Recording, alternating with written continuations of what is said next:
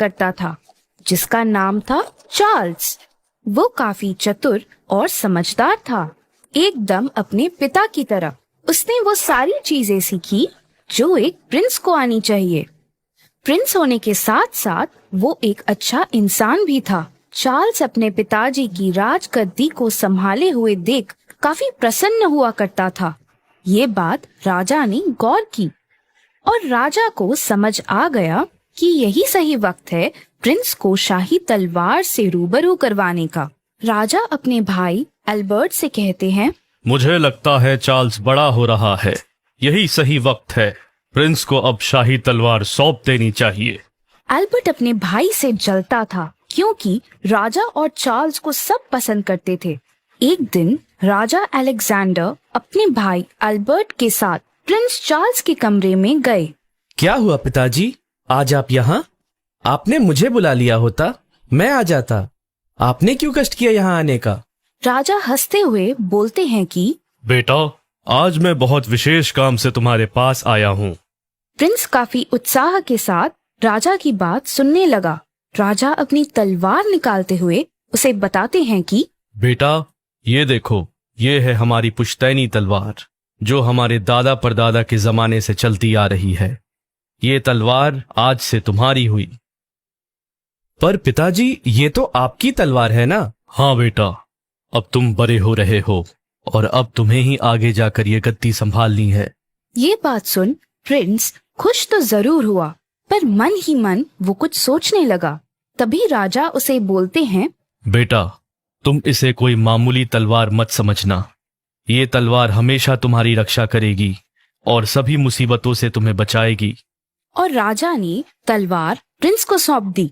Prince ने जैसे ही तलवार अपने हाथ में ली, वो तलवार चमकने लगी। पिताजी, ये तलवार लेकर मैं एक योद्धा से कम महसूस नहीं कर रहा हूँ। ये मुझे काफी अलग शक्तियों का अनुभव दे रही है। तुम इसे अपने से कभी दूर मत करना, चाहे कुछ भी हो जाए। तुम इसे अपने से कभी दूर मत जाने देना। हाँ पिताजी, मैं हमेशा ध्यान रखूंगा। और राजा वहाँ से चले जाते हैं और एल्बर्ट ये सब देखता है। मैं ये होने नहीं दूंगा। मैं ये तलवार अपने बेटे स्टीवन का होते हुए देखना चाहता हूँ। बस एक बार ये तलवार मेरे हाथ लग जाए, बाकी चीजें तो अपने आप मेरी हो ही जाएगी।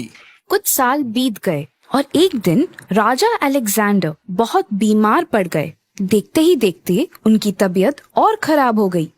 ये सब देखकर एल्बर्ट ने प्रिंस की शादी करने का प्रस्ताव उनके सामने दिया, जिसे सुन राजा अलेक्जेंडर ने बिना कुछ सोचे समझे अपनी हामी भर दी।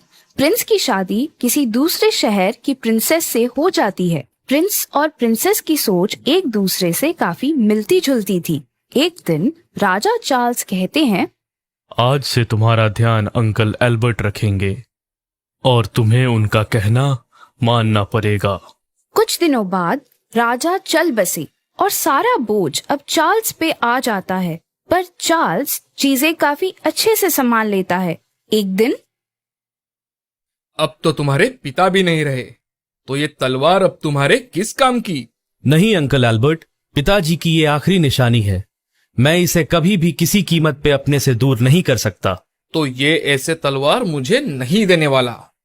अब मुझे ही कुछ करना होगा। एक दिन प्रिंस अपनी पत्नी को लेकर उसके शहर जा रहे होते हैं। तभी कुछ सिपाही उसे घेर लेते हैं। तुम्हें पता नहीं मैं कौन हूँ? हट जाओ मेरे रास्ते से, वरना अंजाम काफी बुरा होगा। हमें जो करना है वो तो हम करके ही जाएंगे। चलो, अब चुपचाप अपनी तलवार हमें दे दो और हम तुम्हें छोड़ देंगे। किसी भी कीमत पे मैं तुम्हें इसे नहीं दे सकता। ये तलवार ऐसे नहीं देगा। इसकी पत्नी को यहाँ से दूर फेंक दो। नहीं, ऐसा मत करो। मेरी पत्नी को कुछ मत करना। हार मानकर आखिर चार्ल्स को तलवार देनी ही पड़ी। और तभी वहाँ हंसते हंसते एल्बर्ट आ जाता है और चार्ल्स को समझ आ जाता है कि ये सब किया कराया इसके अंकल का ही है। आखिर लोग अपनों से ही हार जाते हैं। अंकल, आपको पिताजी कितना माना करते थे। उन्होंने मुझे और इस राज्य को आपके ऊपर छोड़ दिया और चले गए। पर उन्हें क्या पता था कि उनका ही सगा भाई उनका सबसे बड़ा दुश्मन है। तुम्हारे पिताजी ने मुझे बस अपने काम के लिए इस्तेमाल किया है और मैं ये अपने बेटे के साथ नहीं होने दूंगा। पिताजी को दिए हुए वचन के कारण चार्ल्स विवश हो गया था। राजा और उसकी पत्नी वहीं जंगल के पास एक कुटिया में रहने लगे और अपना जीवन जीने लगे। और दूसरी ओर एल्बर्ट ने सारी चीजें अपने हाथों में ले ली और वो ऐशो आराम की जिंदगी जीने लगा। कुछ साल बीत जाते हैं। राज्य की हालत बिगड़ गई। वो राज्य जो कभी समृद्धि के लिए जाना जाता था, वो अब एक उदास राज्य बन गया था। सब चीजों की कमी पड़ने लगी।